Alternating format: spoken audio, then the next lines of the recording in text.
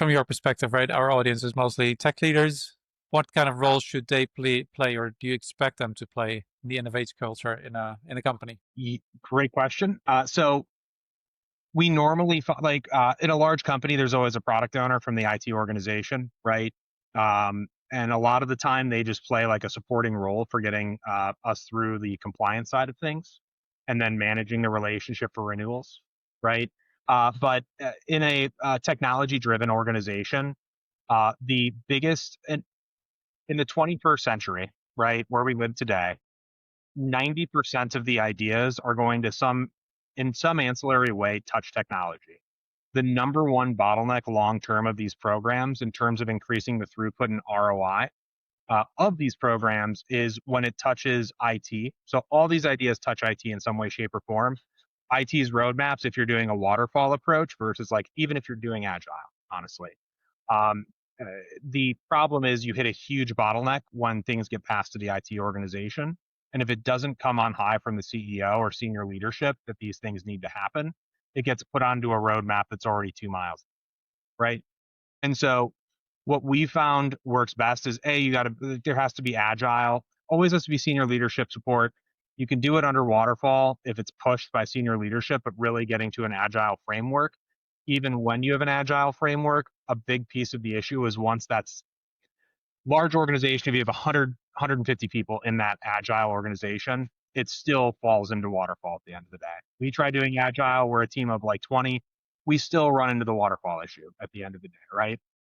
And so looking at the return on investment and starting to do that analysis on a recurring basis and like quarterlies, we found, like I said, we've had to start to do a lot more consulting on like how to increase the throughput of ideas coming through the system. So we've started touching a lot more in the change management side of the companies that we work with.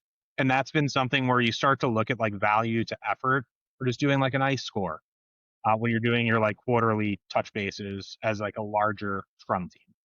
We found to be super helpful. That answer your question? I think so. So it's really, yeah, I'm trying to summarize that for myself. So you basically consult with them to make sure that the right value versus effort is measured and that they focus on the right things and bring those into their processes instead of just a very long 2 mile roadmap that they already have anyway. Yes, that's the biggest way they can help is basically trying to give some space or allocating or budgeting some like a small amount of time if you're running these programs in order to get some things through from like that are coming from the front lines. Longer term, it's like, hey, when we're doing these checkpoints, if you're an agile team, on the value to effort for things that you might not have planned for, which is the point of agile, right? Agile. We found in practice a lot of the time it's not, but like having a space where the new things that are coming in are evaluated to the current priorities. No, indeed. And I think the challenge that you have, and I wonder how you think about it, and I think you maybe answered it already, is a lot of these corporates and technology organizations that I see that work with annual budgets. So budget gets set in September, October, and that's basically the budget that they have until next Christmas, and what they have to do with. And usually that's already planned to 110, 120%. So there's no space to do anything else, right? And I'm being optimistic. It could be 150%, but there's always way more work than there is budget. How do you change that for them or with them? So how we've approached it, because we at the end of the day, right, from our business, we're selling software. So like I'm going to give something that can actually be a value add to like from a CTO perspective. The simplest way is just once this program gets launched to allocate budgeted time. Like and that's really easy to say, super difficult to do. I understand. But like giving a slot of time and having the expectation from leadership and like the buy-in from leadership, it all comes from a top-down perspective, which is out of all of our control, which makes it difficult. But having some budgeted time, even if it's like 10% budget or 3% budgeted time for year one for ideas that are coming in. So you have like a slot with 150% time, not realistic, but that's the easiest way. The way that we do it, because we have no control over IT, right? We're a SaaS vendor, right? Not scalable for us to do. We create enabling events up front where we'll engage. Like if we go to 1,000-person company, we'll engage like a 65% of folks voluntarily, and that gets leadership to notice and gets leadership excited. Then on the back end, we already know that this is an issue.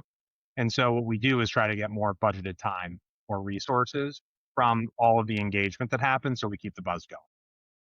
It's essentially the real answer of what we try to do because we can't control it is to actually get more budgeted time, which IT doesn't hate, right? Obviously.